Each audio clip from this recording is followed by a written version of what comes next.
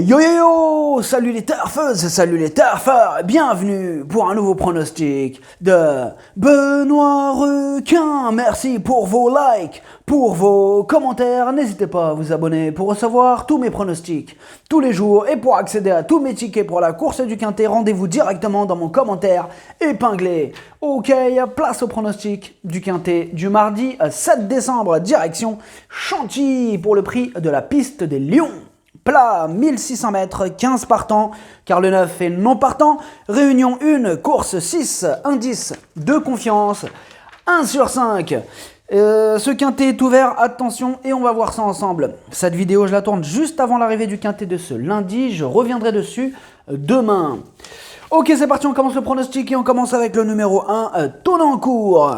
Et on écoute son entraîneur Mathieu Pitard. Tonnancourt est arrivé récemment dans mon effectif. C'est un cheval de qualité, avec sa valeur handicap assez élevée, je n'ai pas beaucoup de choix d'engagement. Il connaît cette catégorie où il demeure compétitif, il me paraît en forme et le voir finir dans la bonne combinaison nous satisferait. Cette sortie me guidera pour la suite de son programme. Alors ce que j'en pense de Tonnancourt, il est en forme mais il manque de référence sur PSF, bon c'est le petit côté un peu négatif. Pourtant il est confirmé à ce niveau de la compétition et dans ce quintet ouvert c'est une surprise possible.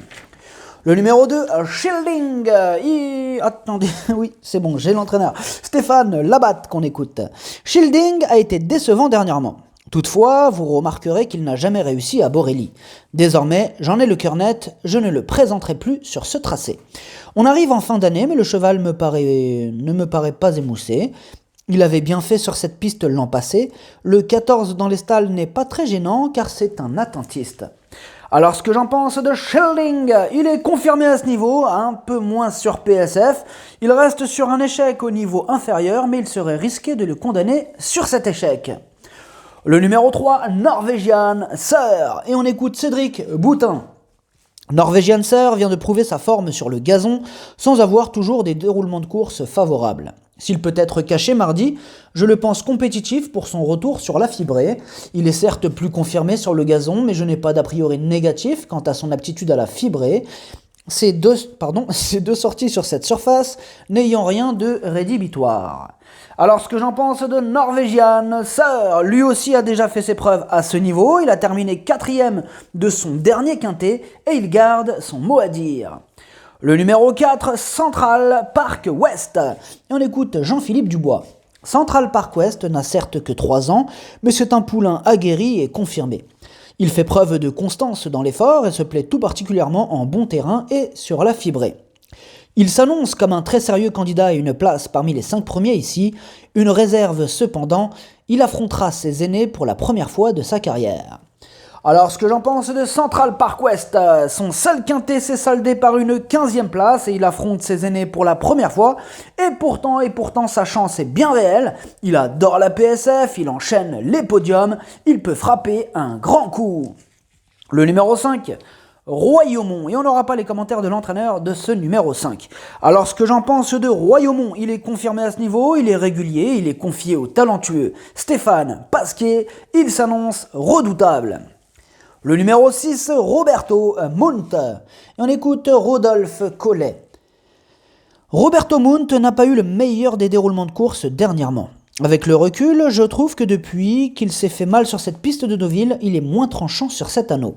Voilà pourquoi j'appréhende positivement de le voir courir à domicile ou presque. Le port des peaux de mouton devrait, je pense, s'avérer profitable. Alors ce que j'en pense de Roberto Munt, il a déjà eu l'occasion de prouver sa compétitivité, mais il reste sur 3 échecs consécutifs. Muni pour l'occasion de hier australienne, il va tenter de remettre les pendules à l'heure. Le numéro 7, Lettice Marvel, et on écoute Gilles Barbarin. Lettice Marvel a bénéficié d'un parcours en or en dernier lieu. J'ai été déçu par sa 4e place. Il a fait son bout, puis est resté là. Peut-être est-il mieux à Deauville sur 1900 mètres que sur 1500 mètres. Il a le 10 à la corde qui ne devrait pas être un désavantage et en bonne forme et semble compétitif. Alors ce que j'en pense de Lettice Marvel, la régularité ne fait pas partie de ses principales qualités. En revanche, c'est un adepte de la piste en sable fibré et mieux vaut donc ne pas le sous-estimer. Le numéro 8, Crack Régiment. Et on n'aura pas les commentaires de l'entraîneur pour ce numéro 8. Alors, ce que j'en pense de Crack Régiment. Il effectue une rentrée, c'est un retour en France, il a déjà remporté un quintet et on doit lui accorder une note de méfiance. Le numéro 9 est non partant. Le numéro 10, droit de parole. Et on écoute Charlet Rossi. Droit de parole court de façon rapprochée car dernièrement je le soupçonne de ne pas s'être livré à fond. D'ailleurs, depuis son retour à l'écurie, il ne tient pas dans sa peau. Dès lors, je n'ai pas hésité à le supplémenter. À cette valeur, il a la pointure pour jouer les premiers rôles avec un bon déroulement de course. Il devrait pouvoir refaire parler de lui. Alors, ce que j'en pense de droit de parole, il a déjà brillé au niveau qui nous intéresse, il adore la PSF. Alors certes, c'est vrai qu'il reste sur 2 échecs consécutifs et ça peut en refroidir plus d'un, et pourtant, il y a de la revanche dans l'air. Le numéro 11, Williams Way. Et on écoute Gianluca Bietolini. Williams Way a trouvé les 1900 mètres longs à son goût dernièrement et sera mieux sur le parcours du jour. Il découvre les handicaps français avec un bon numéro à la corde. À l'issue d'un bon déroulement de course, il a selon moi les moyens de conclure parmi les 5 premiers. Alors ce que j'en pense de Williams Way, il reste sur des sorties en demi-teinte au niveau réclamé. Là il passe un test à ce niveau, on demande à voir. Le numéro 12, Nord-Est, et on écoute Ione Elare Alvarez. Nord-Est n'est plus à présenter à ce niveau. Il est compétitif à cette valeur, est en forme comme en atteste sa récente bonne performance, apprécie ce tracé et s'entend bien avec Anthony Crastus. Avec tous ces points positifs, on effectue le déplacement avec les plus hautes prétentions. Alors ce que j'en pense de Nord-Est, ses dernières sorties ne sont pas éblouissantes, mais sa situation sur l'échelle des valeurs s'améliore et il va tenter d'en profiter pour renouer avec les bonnes performances. Le numéro 13, Baudra. Et on écoute Vaclav Lucas. Baudra est raccourci, mais cela ne devrait pas le gêner. Il a prouvé son aptitude à la PSF. Maintenant, j'ai besoin de savoir s'il est compétitif à ce niveau. J'en attends un bon comportement, mais il est difficile de clairement se prononcer quant à savoir s'il peut terminer dans la combinaison gagnante, d'autant plus qu'il affronte ses aînés. Alors ce que j'en pense de Baudra, il a remporté sa dernière course mais au niveau inférieur, son seul essai dans un quintet s'est soldé par une 10e place, là il est raccourci pour l'occasion et il y a quelques doutes qui planent sur sa candidature. Le numéro 14, Amo Baby, et on écoute Hubert de Nicolai. Amo Baby s'est bien comporté en dernier lieu malgré un déroulement de course peu avantageux. C'est une pouliche qui demeure compétitive en 35,5 de valeur, ce qui est très à son affaire sur les différentes PSF. Toujours en forme, j'en escompte une bonne prestation et avec un bon parcours, elle peut terminer dans les 5 premiers.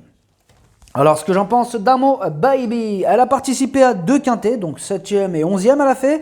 Ses performances sur ce tracé penchent du mauvais côté malheureusement et sans en faire une totale impossibilité, d'autres candidatures nous apportent de plus solides garanties. Le numéro 15, J'aurais dû, et on écoute Cédric Boutin. J'aurais dû est un concurrent à la valeur bien connue. Dernièrement, il avait un numéro à la corde en dehors et cela a naturellement compliqué sa tâche. Avec un meilleur numéro dans les stalles et un bon parcours, il me semble capable de se racheter ici. Il a plus couru cette année que son compagnon de boxe, mais ne manifeste pas de baisse de régime. Alors ce que j'en pense de J'aurais dû, il est en plein dans sa catégorie, bon certes, il reste sur un échec et il n'est pas toujours très régulier, mais attention à lui. Le numéro 16, Agapi Mia. On écoute Julien Carayon. Agapi Mia apprécie ce tracé et physiquement, elle est très bien. Maintenant, il faut que tout se passe bien car les quintets ne sont jamais des courses évidentes. Dernièrement, malgré un mauvais numéro à la corde, elle a très bien tenu sa partie sur plus long. Elle revient sur le mile cette fois, mais est capable de bien faire tout de même. Alors, ce que j'en pense d'Agapi Mia, elle est en forme, elle a fini 3e du quintet du 26 octobre, elle adore la PSF et elle est plutôt régulière, elle peut faire mal. Le pronostic, ça donne 5, 16, 15, 4, 10, 3, 7. Merci d'avoir suivi cette vidéo. N'hésitez pas à vous abonner pour recevoir tous mes pronostics tous les jours et pour accéder à tous mes tickets pour la course du quintet. Rendez-vous directement dans mon commentaire épinglé. À jouer avec modération. Bonne chance. Chopez-le moi. Ciao.